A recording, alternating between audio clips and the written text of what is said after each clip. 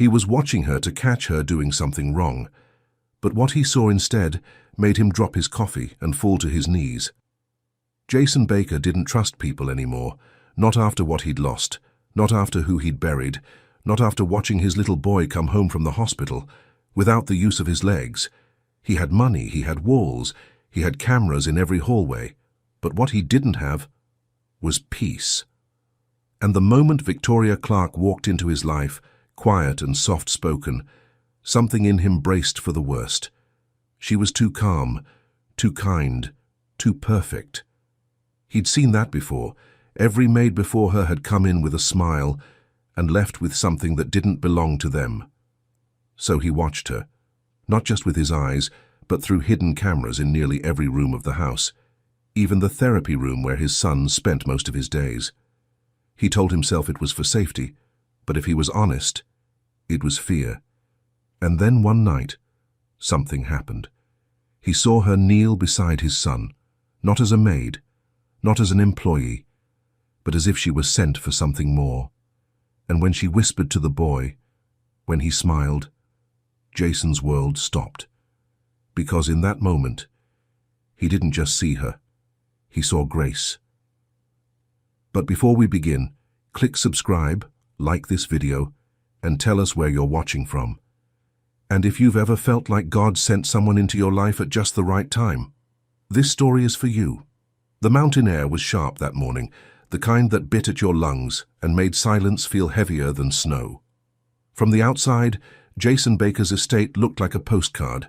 Stone walls framed by tall pines, long driveways dusted with white, and windows that reflected nothing but sky. But inside, it was different. Inside, it was quiet in a way that didn't feel peaceful. It felt abandoned. He stood in the kitchen with a mug of untouched coffee, staring through the glass doors as the sun broke through the tree line. Somewhere down the hall, the floor creaked, probably the nurse checking on Eric, but Jason didn't turn his head. He didn't like surprises, not anymore. Since the accident, he'd turned control into a survival skill. The mansion was wired like a vault, motion sensors, digital locks, a private security firm on standby.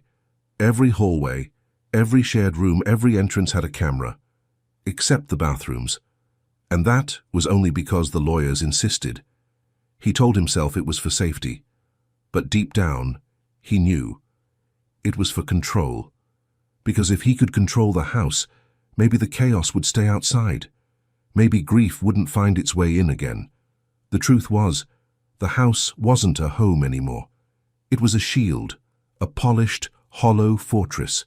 There were no pictures on the walls, no music, no warmth, just silence, and the soft whir of machines keeping Eric comfortable in the therapy room. His son used to run through the halls in socks too big for his feet, laughing and falling and getting back up. Now Eric barely spoke. He spent his days in a motorized chair by the window, watching the snow fall like it was something happening in a different world. Jason loved him more than anything, but he didn't know how to reach him anymore. And the fear of losing what was left had turned him into a man he barely recognized. Every maid, every nurse, every assistant came with background checks and strict rules. No photos, no unsupervised time, no personal questions. And still, 5 employees had come and gone in a single year. One stole a watch. One leaked photos of Eric's therapy equipment to a gossip blog. One vanished overnight with access to Jason's banking passwords. Each betrayal carved another line into his spirit. Each one reminded him that trust was a luxury he couldn't afford. So when Victoria Clark walked through the front door, clean-cut, soft-voiced, respectful, Jason barely looked up from his file. She wasn't a person to him. She was another risk to manage. She listened carefully as he spoke. No personal interaction with my son, unless necessary. No storytelling, no questions, no distractions from your tasks. She nodded once. Yes, sir. Her voice was gentle, measured. The kind of voice you'd expect to hear in a chapel, not a stranger's mansion. And something about that unsettled him. Later that night, when the house went quiet, Jason pulled up the live camera feeds from his laptop. He watched her moving down the hallway in slow, deliberate steps, not snooping, not lingering, just doing her job. But still, he watched, just like always. Watched her straighten the pillows in the living room, watched her fold a blanket that wasn't hers, watched her pause outside Eric's door and wait before entering. He fast-forwarded, rewound, zoomed in, looking for something, anything, that would prove his instincts right. Because it was easier to suspect her than to believe someone like her could walk into their pain and mean no harm. But nothing came. Just soft movements, quiet hands, a presence that seemed to bring the air back into rooms that hadn't breathed in months. Still, he watched.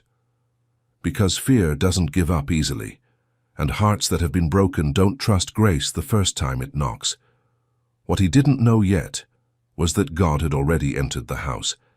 And he didn't come loudly, he came with quiet footsteps, through the hands of a woman no one saw coming. Victoria arrived on a Tuesday morning, the kind of morning where the air sits heavy and the clouds hover just above the trees, undecided. She came in quietly with just one small suitcase and a soft brown coat that looked like it had seen many winters. The car that dropped her off didn't wait. She didn't look back. Jason met her in the foyer. He didn't offer a smile, just a clipboard, a sharp glance, and a list of rules he'd recited too many times before. No personal calls while on the property, no visitors, no photos. You're not here to bond, you're here to work. Victoria nodded. Understood. She didn't flinch. She didn't try to impress him. She just stood there, calm, steady, like someone who had learned how to live without needing approval. Jason watched her for a moment too long, then turned and walked away. He didn't ask where she came from. He didn't care. He only cared about what people hid behind polite smiles. Later that day, the house manager walked Victoria through her duties, cleaning, light meal prep, tidying Eric's room, assisting the nurse when needed. When she entered the therapy room for the first time, she paused at the door. The room was large but dimly lit, with soft grey walls and shelves filled with untouched toys and medical supplies. A wheelchair sat near the window. Eric sat in it, staring outside, small hands resting in his lap. He didn't turn when she walked in, didn't speak, didn't blink. Victoria didn't try to force anything. She simply walked to the shelf, adjusted a few books, and whispered gently, "I'll be around if you need anything." Eric didn't answer. She didn't expect him to. She knew that kind of silence, the kind that wasn't just quiet but wounded. And sometimes the most sacred thing you can do in the presence of pain is not interrupt it. That night, Jason sat in his office with his monitors glowing. He clicked through each camera feed with practiced focus. Living room empty, kitchen clean, hallway. Victoria, walking slowly, carrying a folded blanket in her arms. She moved with a kind of reverence, not like someone tiptoeing out of fear, but like someone who respected space that didn't belong to her. Jason knelt by the hallway shelf, refolded the blanket again, neater this time, and set it down. Then she stood up and walked to the end of the hall, where Eric's therapy room waited behind a partially closed door. Jason leaned closer to the screen. Victoria paused at the threshold, knocked softly, waited, then entered, quietly. Jason turned up the volume. No words, just soft footsteps, the quiet wheeze of Eric's chair, and then, barely above a whisper, her voice. "You look warm enough, but let me know if you need another blanket." No reply. Jason lowered the volume, then sat back. He watched the screen for another 2 minutes, expecting something. A mistake. A lie. A moment that didn't match the script, but all he saw was her reaching for a book, dusting the cover and setting it by the windowsill, close enough for Eric to reach, if he ever wanted to. Jason closed the laptop. His jaw was tight, his eyes a little tired. He didn't trust it. Didn't trust her. People always showed their true colors eventually. But what he didn't know, what he couldn't see yet, was that this woman, this stranger, who spoke with a whisper and moved like a prayer, she wasn't here to perform. She was here to serve. And sometimes God sends healers in uniforms the world doesn't honor. Sometimes love walks in quietly, without asking to be seen. The cold in the house wasn't from the weather. It was the kind of cold that settles in after too much grief, the kind that lingers in the spaces between people who've stopped trying to speak. Eric hadn't smiled in months. He didn't cry either. He just watched the world through the window, like a boy stuck behind glass. The nurses did their best, the therapists came and went, and Jason stayed behind his screens, convincing himself that presence was enough. Victoria never tried to fill the silence. She respected it, but she didn't avoid it either. On her third morning, she walked into the therapy room holding a small tray, just tea for herself and warm water with a hint of lemon for Eric. "I don't know if you like lemon," she said softly, "but I figured we'd try." Eric didn't look up. She placed the tray gently on the side table and turned to tidy the bookshelf, her back to him, her voice absent. Not because she didn't care, but because she understood something most people didn't. Sometimes presence is more powerful than conversation. After a while, she picked up one of the stuffed animals from the shelf. It was a small bear, a little worn. She turned it over in her hands, brushing off some lint. Then, kneeling beside the window, she placed the bear gently on the edge of Eric's tray. "Your friend was collecting dust," she whispered. "Figured he could use a little sunlight too." She didn't wait for a response, but she noticed, just barely, that Eric's fingers twitched when she turned away. Later that evening, Jason sat in his office. The fireplace beside him crackled, but the warmth didn't reach him. He tapped through the security feeds again, just routine, living room, kitchen, guest hallway, therapy room. He stopped. On the screen, Victoria sat cross-legged on the floor near Eric's chair, holding a book in her lap. She wasn't reading it, just turning the pages slowly, quietly waiting like a mother waiting for a restless child to lean in on his own. Then something happened. Jason leaned forward. Eric looked at her. Not long, not dramatically, but clearly. She didn't react, didn't make a show of it, just turned another page and murmured, "This one's about a bear who wanted to climb a mountain. Nobody thought he could, but he kept going anyway." Jason stared at the screen. A minute later, Victoria adjusted the blanket on Eric's legs, carefully, gently. Her hand brushed his knee, and Jason saw it. His son didn't flinch. That hadn't happened in a long time. He fast-forwarded the footage. Another day, another afternoon. This time, Victoria was placing a toy truck near Eric's foot. "Want a race?" she asked with a smile, nudging it forward across the hardwood floor. Eric didn't answer, but Jason heard it. A sound so faint he almost missed it. A small breath. Half a giggle. Quickly buried, but real. Jason paused the video. His hand hovered over the mouse. His throat tightened. What was this? Was it manipulation, a game, or something far more dangerous to his carefully built walls? He closed the laptop slowly, leaned back in his chair, and stared at the ceiling. She wasn't doing anything wrong. She was doing something worse. She was waking something up inside his son, and inside Jason too. Something he had buried so deep, he forgot it had a name. Hope. Something had shifted. Not loudly, not all at once, but quietly, like a draft slipping under a closed door. It started with a sound, a short, breathy laugh that escaped Eric's mouth before he could stop it. Victoria had been reading a picture book about a clumsy elephant and made the animal's voice sound like an old man trying to whistle. Jason heard it through the speakers. He froze. The camera feed was grainy but clear enough to show it. Eric was smiling. Not a big one, not forced, just there, soft and unsure, as if he didn't quite trust it himself. Jason leaned in, his heart stammered, and for a second, a very short one, he smiled too. But then it vanished, because hope, when you haven't held it in a while, feels dangerous. That evening, Jason didn't join dinner. He rarely did. He told himself he had emails to finish, calls to return, but the truth was simpler.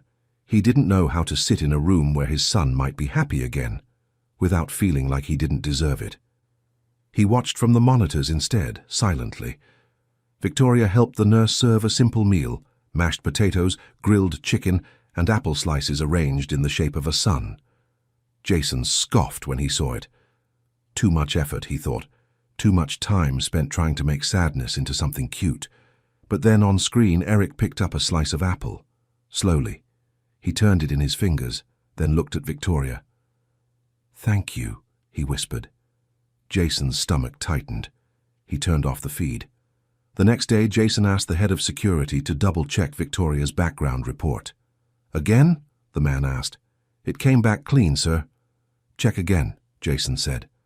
"Go deeper, school records, old jobs, anything she didn't mention. I want to know what she's not saying." He didn't say it out loud, but the thought echoed loud inside his mind. No one is that kind, without a reason. Down the hall, Victoria sat beside Eric as he built a simple block tower.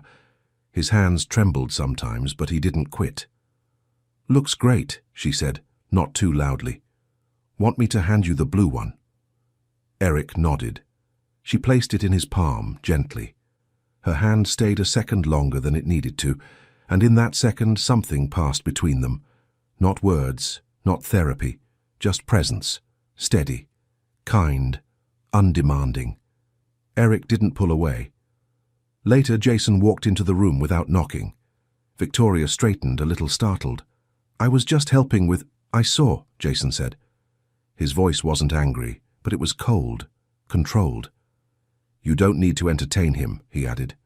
"That's not your job." "I wasn't entertaining him," Victoria replied gently. "I was seeing him." Jason's jaw tightened. He looked down at his son, who quickly looked away. "I hired you to clean, that's all." Victoria nodded once, slowly. Jason turned and walked out, the air behind him colder than it had been when he entered. That night Jason couldn't sleep. He lay in bed, the ceiling fan humming above, and the memory replayed, Eric smiling, saying thank you, reaching for a block with his own hands. The sound of his own son's voice after all those months of silence, it rang in Jason's ears like music from another life. He wanted to believe it. He wanted to hold on to it. But he was afraid. Afraid that if he let his guard down, it would all fall apart again. That hope was just a setup for heartbreak. And so, instead of praying like he used to, he clenched his fists beneath the covers and whispered, "She's hiding something. I know she is." But in the room down the hall, a little boy dreamed with a toy bear beside him. And for the first time in months, he didn't dream of falling. The house was quiet again, but not the same kind of quiet as before. This quiet felt heavier, like the air itself was holding its breath. Jason stood outside the door to the guest wing. It was late, past midnight, and the hallway lights had dimmed to soft amber. Victoria's room was at the far end, small, neatly kept. The kind of room someone with nothing to hide might live in. But Jason's mind wasn't settled. In fact, it had never been louder. The way she looked at Eric, the way Eric responded, the way warmth had crept back into a house meant for silence. It didn't sit right. No one just walks in and brings life back like that, not without motive, not without a reason. His hand hovered over the doorknob. He told himself it was necessary, that any father would do this. He turned the knob. Inside, everything was in its place. A folded blanket at the end of the bed, a worn journal stacked beside a Bible on the nightstand, a teacup, half washed, sitting by the sink. Nothing fancy, nothing personal, except for a small wooden box tucked carefully into the drawer of the nightstand. Jason hesitated. Then he opened it. Inside was a silver locket, old but well kept. The kind worn often, not for fashion but for memory. He opened it slowly. On one side, a faded photo. A woman in hospital scrubs, standing just outside a building Jason instantly recognized. The same hospital where his wife and son had been taken after the accident. On the other side of the locket, a tiny folded note. The paper was delicate, the ink smudged with time. He opened it. "To Victoria, thank you for helping me through the hardest night of my life." The handwriting hit him like a blow to the chest. He knew it. He knew it because it belonged to her, his wife. Jason sank onto the edge of the bed, hands trembling. The locket lay open in his palm like a question he wasn't ready to answer. Back in his study, Jason played the hospital memories over in his mind. That night, the crash, the chaos. He remembered doctors, nurses, voices that blurred together. But somewhere, a woman had taken his wife's hand, had sat beside her while Jason was pacing the waiting room, unable to breathe. Could it have been her? Could Victoria have been there? The next morning, Jason didn't sleep. He didn't eat. He didn't speak to anyone. He just waited in the living room until Victoria returned from the market, carrying a paper bag of apples and crackers. "Victoria," he said as she stepped inside. She stopped, looked at him, not startled, just patient. "Yes?" He held up the locket. Her eyes softened. She didn't deny it, didn't try to explain. Jason's voice came low, rough. "Where did you get this?" She looked down at her hands, then met his gaze again. "I was working the night of the crash," she said quietly. "I held her hand before she went in for surgery. She was scared. She asked me to pray with her." Jason blinked. His throat burned. "She said, if anything happened, would I keep an eye on her son someday, just somehow? And then she gave me that note." Silence filled the room. Jason couldn't speak, couldn't move, because everything he thought he knew about her, about God, about control, was breaking apart in that single moment. And what he felt most wasn't anger. It was grief. Grief for what he'd shut out. Grief for what he hadn't seen. Eric's laughter, Victoria's kindness, God's mercy, whispering through all of it. He set the locket on the table and stood, his voice barely above a whisper. "Why didn't you tell me?" "Because I didn't come here to remind you of what you lost," she said. "I came because she asked me to love what was left." The locket sat untouched on the table. Jason hadn't moved it, couldn't. It felt heavier than silver, like it held something sacred, something he wasn't ready to carry. He barely slept that night. His mind ran in circles, between memory and suspicion, between what he felt and what he feared. Victoria's voice kept echoing. She asked me to love what was left. What did that even mean? By morning, something inside him cracked. Not from logic, but from fear. Fear that this woman had been in his life long before she knocked on his door. Fear that he hadn't invited her. She had been sent. And maybe he didn't trust anything he didn't choose. He found her in the therapy room with Eric. She was kneeling again, adjusting the boy's socks, humming something low and gentle. Eric was watching her, not blankly, not distantly. Watching her like a child watches someone they feel safe with. Jason's chest tightened. He stepped into the room. Victoria looked up. Her hands froze. Jason didn't yell. He didn't need to. His voice was quiet, too quiet. "You came here with an agenda." Victoria stood slowly. "Jason, don't say my name like you know me." Eric turned toward his father, confusion on his face.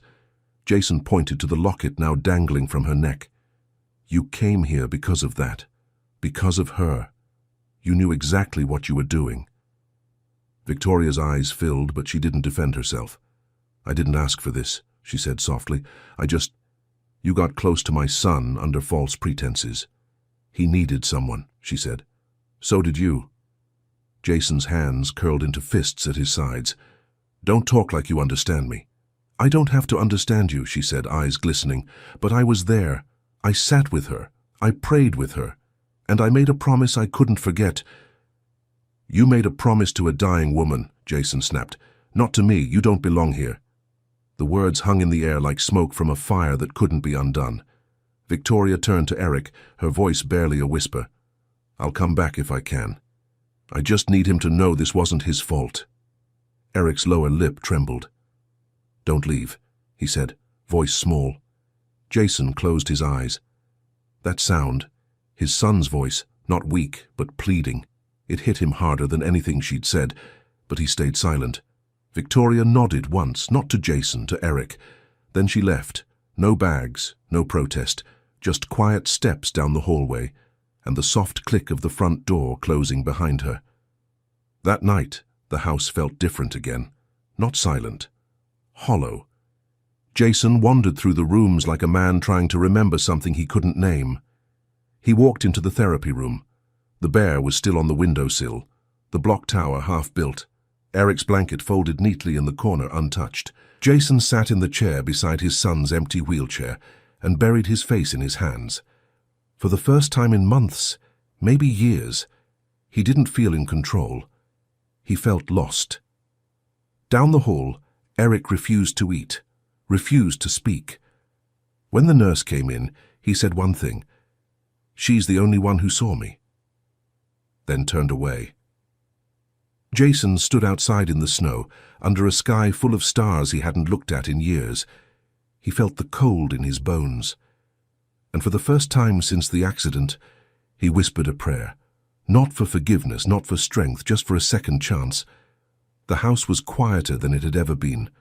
Not peaceful, not still, just empty. Victoria was gone, and though no one spoke about it, her absence settled over the place like fog. The nurses moved softer, the staff spoke in whispers, and Eric barely moved at all. He didn't ask for books, he didn't play with the bear, he didn't look out the window. Jason tried to tell himself it was fine, that things would go back to normal, but even he didn't believe that anymore. He sat in his office each night, surrounded by silence, watching old security footage on loop, not because he didn't know what happened, but because he couldn't stop watching the parts where life had started to return. Eric's smile, Victoria's quiet patience, the way she tucked the blanket just right, like someone who genuinely cared. He watched them again and again, as if somehow it would change the ending. It didn't. 3 days after she left, the investigator called. Jason almost didn't pick up, but something in him reached for the phone like it was the last thread he had left. The man on the other end sounded tired. "I went back through everything," he said. "School records, employment, hospital logs, it's all there." Jason didn't answer. He just waited. "She worked in the ER at St. Luke's, night shift. She was on staff the night of the accident. Her name is on your wife's intake chart. She was there." Jason closed his eyes. "She didn't lie," the investigator added. "Not about any of it." Jason swallowed hard. There was a note in the locket. "We verified the handwriting," the man said. "It matches your wife's journals. She wrote it." The call ended. Jason didn't move.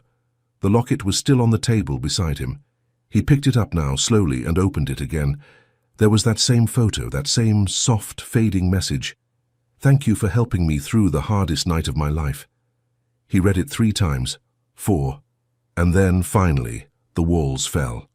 He walked into the nursery-turned-therapy room, not with authority, but like a man entering a sacred space he didn't understand anymore. Eric was in his chair, staring at nothing, the block tower still half-built on the floor beside him. Jason knelt down. For the first time, he didn't speak. He just looked at his son, looked long enough to feel the ache of all the moments he'd missed. Eric glanced at him, his eyes dull, and in the quiet, Jason said softly, brokenly, "I was wrong." Eric blinked. "I thought I was protecting you. I thought keeping everyone out was the safest thing I could do." He reached out and picked up the bear from the windowsill. It still smelled like lavender. "But I sent away the one person who saw you, who didn't walk past your pain." Jason's voice cracked. "And I think she saw me too, even when I didn't want to be seen." Eric didn't speak, but his lip trembled. His small hand reached just slightly toward the bear. Jason placed it in his lap. "I'm going to make it right," he whispered.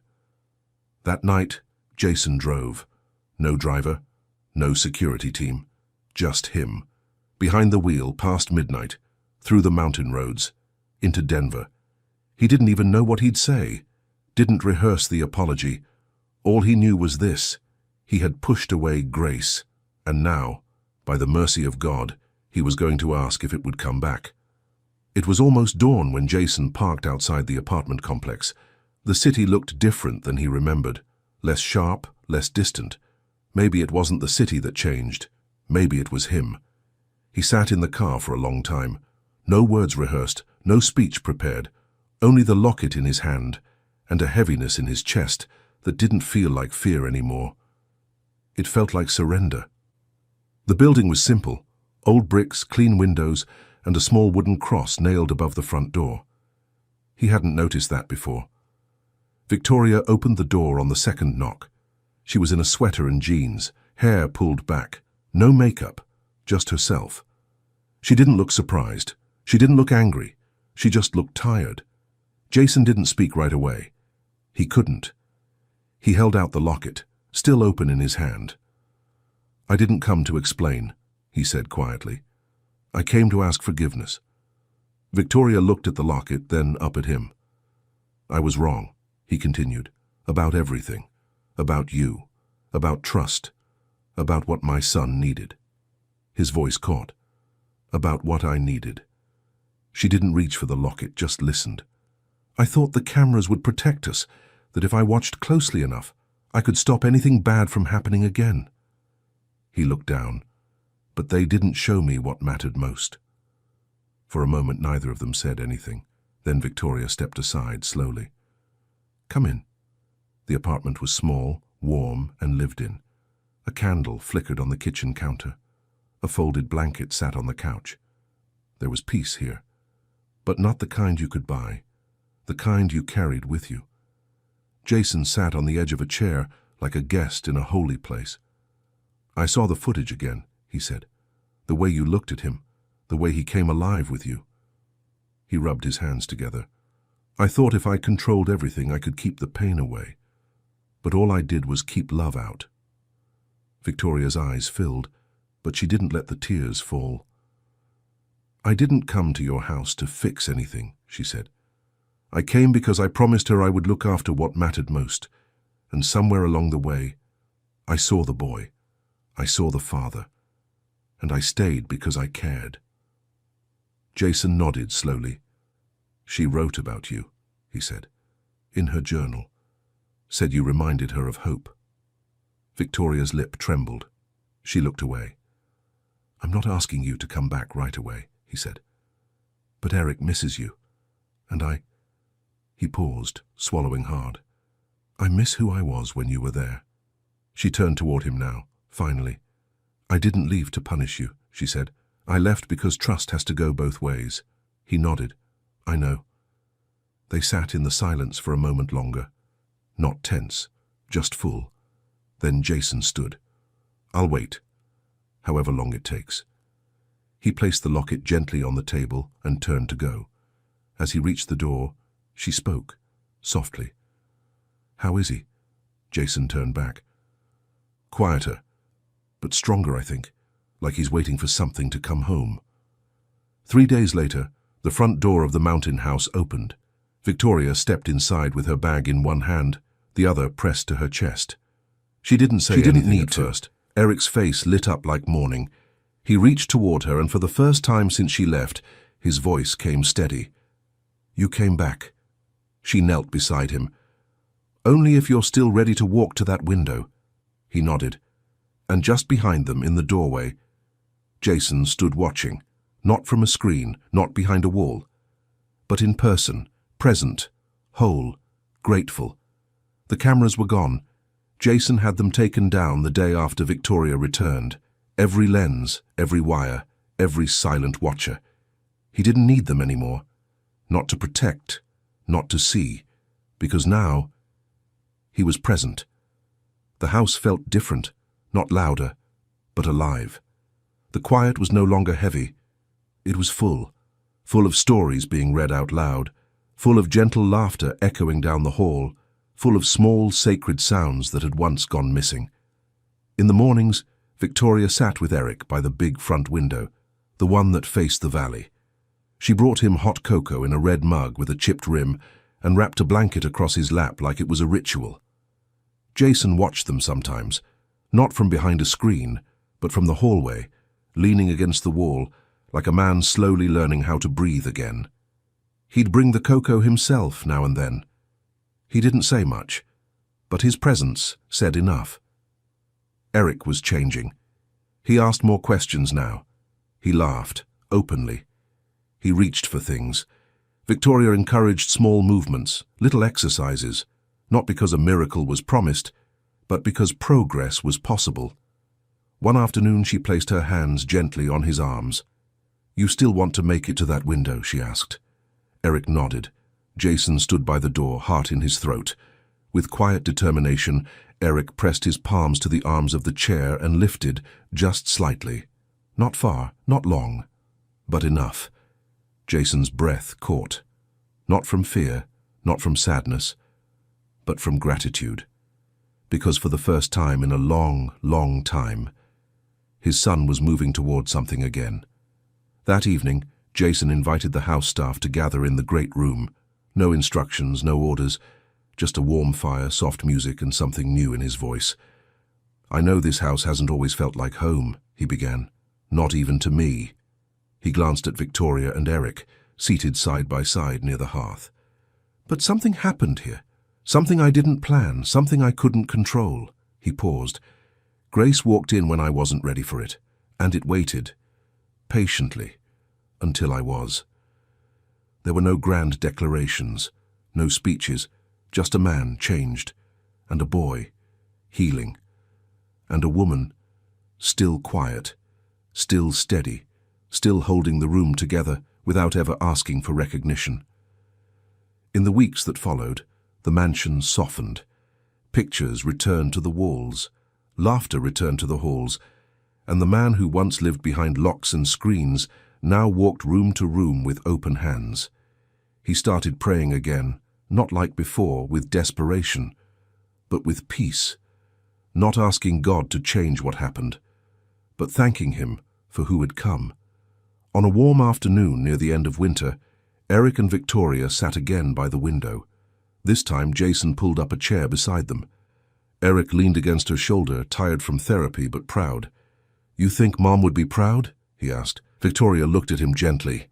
"I think she never stopped being proud." Jason closed his eyes. The words settled in his chest like balm. He didn't speak, but Victoria reached across the boy's lap, took Jason's hand in hers, and held it there. 3 people, 1 room, and the kind of love that didn't need to be explained. The house was breathing again, not because it had been fixed, but because someone had stayed long enough to love it back to life. And for the first time, Jason understood. It wasn't the cameras that let him see, it was the breaking, it was the stillness, it was the grace. She wasn't just the help, she was the answer, the one he didn't ask for, but the one God sent anyway. And maybe that's what grace really is. Not loud, not obvious, but steady, faithful, quiet enough to miss, until it changes everything. If this story touched something in you, if it reminded you that healing is possible and love can still find its way through the cracks, then I hope you'll stay with us. This is Elevated Heart Stories, where we tell stories that lift, soften, and stir something deeper than words. So if you believe in second chances, if you still believe kindness can change a life, click subscribe, like this video, and share it with someone who needs a reminder. Sometimes the miracle isn't what we ask for, it's who walks in when we least expect it. We'll see you in the next story, and until then, keep your heart open and let it stay elevated.